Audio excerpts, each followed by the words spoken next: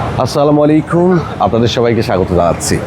বৈশ্বিক তেল সংকট এবং বৈশ্বিক সমস্যার কারণে বিভিন্ন এয়ারলাইন্স প্রতিনিয়ত নতুন নতুন নিয়ম করছে, নতুন নতুন সিদ্ধান্ত দিচ্ছে।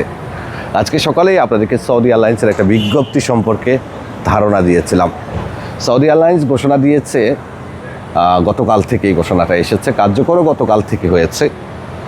বৈশ্বিক সমস্যা এবং তেল সংকটের কারণে তারা ইকোনমি ক্লাসে পুরো এপ্রিল মাসের জন্য 30 কেজি ব্যাগেজ অ্যালাউড করবে।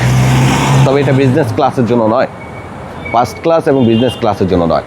এছাড়া ইউএস বাংলাও 18 এপ্রিল পর্যন্ত রিয়াদ থেকে তাদের ফ্লাইটের জন্য এক্সট্রা ব্যাগেজ বন্ধ করে দিয়েছে। চাইলে আপনি এক্সট্রা ব্যাগেজ করতে পারবেন না। তবে অনেকেই আমাদেরকে সকাল থেকে প্রশ্ন করেছেন যে আমরা যারা টিকিট কিনে ফেলেছি, আমাদের তো 46 কেজি দেওয়া আছে, আমাদের সমস্যা আছে কিনা। আমরা কি 30 কেজি নিতে হবে না 46 কেজি? আমরা এয়ারলাইন্সের কাছ থেকে যেটা নিশ্চিত হয়েছি, যাদের অলরেডি টিকিট কেনা আছে, যাদের 46 কেজি আছে, তারা 46 কেজি মালামালি নিতে পারবে। তারপরেও এটা কোনো কোনো ক্ষেত্রে হয়তো বেঘাত ঘটতে পারে, আর যদি ঘটে এটা সম্পূর্ণ এয়ারলাইন্সের দায়বদ্ধতা। এই মুহূর্তে আপনি যদি সৌদি এয়ারলাইন্সের টিকিট কাটেন ইকোনমি ক্লাস, তাহলে আপনি 30 কেজি ব্যাগেজ পাবেন, হাতে 7 কেজি। আর আপনি যদি পূর্বে কোনো টিকিট কেটে থাকেন, সেটা যদি আপনি রিইস্যু করেন অথবা রিশিডিউল করেন, সেক্ষেত্রেও আপনার 46 কেজি থেকে অটোমেটিক্যালি 30 কেজির মধ্যে চলে আসবে।